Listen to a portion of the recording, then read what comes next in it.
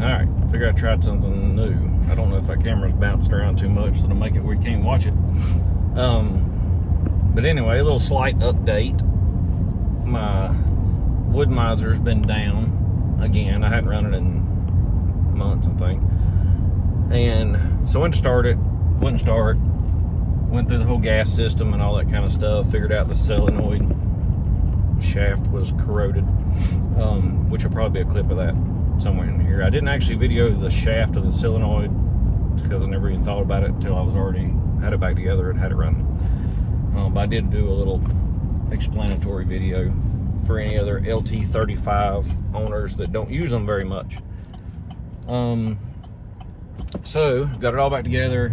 Engine starts great, and then I went rolled a big old red oak log on there and went to start milling, and the controls don't work.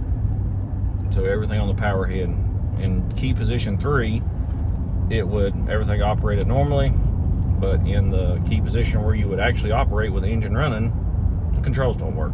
Screen's blank. Crazy deal.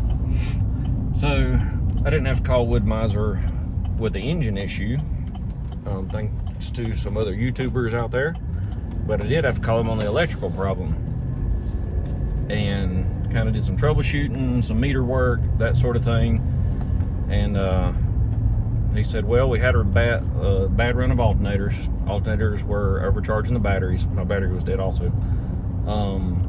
He said, so that was damaging the batteries, and also the ignition switch was part of that equation.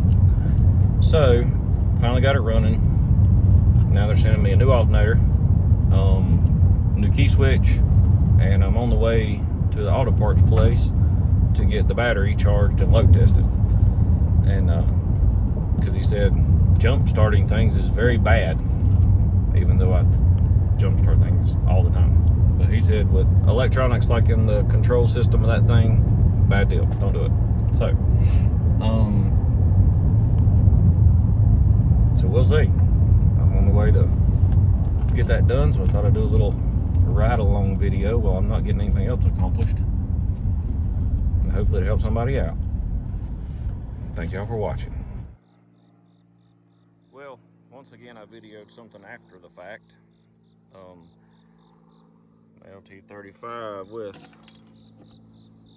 almost 170 hours on it was not running again. We haven't used it in months. It's just been sitting here. It's been covered by that EPDM tarp, and it wouldn't run, wouldn't start.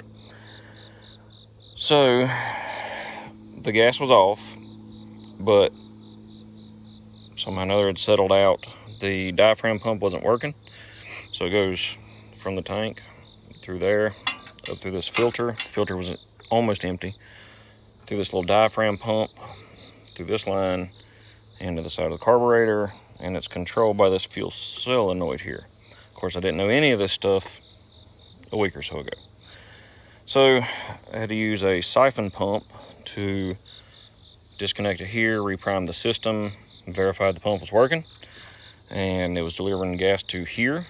So then it was a carburetor issue, and I know there's been issues from my research with these solenoids. And so today I took the solenoid out, which take these 2 screws off, take the 2 screws off the carburetor right here, lift carburetor up, take that solenoid out. The plunger on the solenoid, now we've run nothing but non-ethanol gas in this thing since I've had it, but the little plunger had all kind of little corrosion on it, even with no more hours than what this thing has in it, probably because I don't run it as often as I should. And so I just took some sandcloth, that's the part I should have videoed, and I just cleaned the corrosion off of it. Ground it against the frame right here, verified it was working when I turned the key on, that it would move the plunger. It worked, put it back in, fired right up. And on my rush to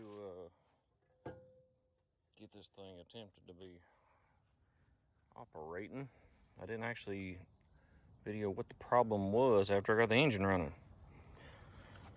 So turn it to key position 3, which is accessory, and it does its thing.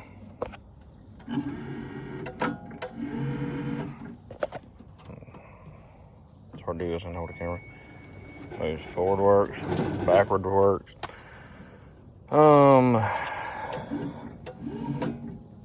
Let's see here, let me put it in there.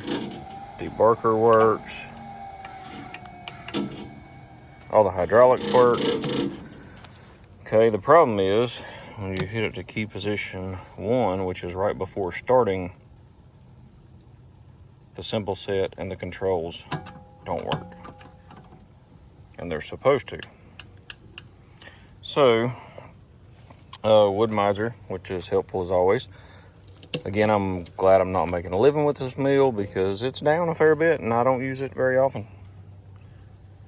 About 170 hours on it. So they said they had an alternator issue, and which was overcharging the battery. So my battery had to get load tested, and it's a little sick. It's not full capacity for sure, but I charged it up and it's holding charge. The second thing they said they're sending me is a new key switch again, because they said the alternator was overcharging and damaging the switch also. So got a new switch, new alternator, and some new 747 blades coming, which is ideal for hardwoods, which is mainly what I cut. So I'm gonna get the full picture for all you drilling over a Wood-Mizer or owners of Wood-Mizers and are trying to figure out what the heck's wrong with the thing. Thank y'all for watching.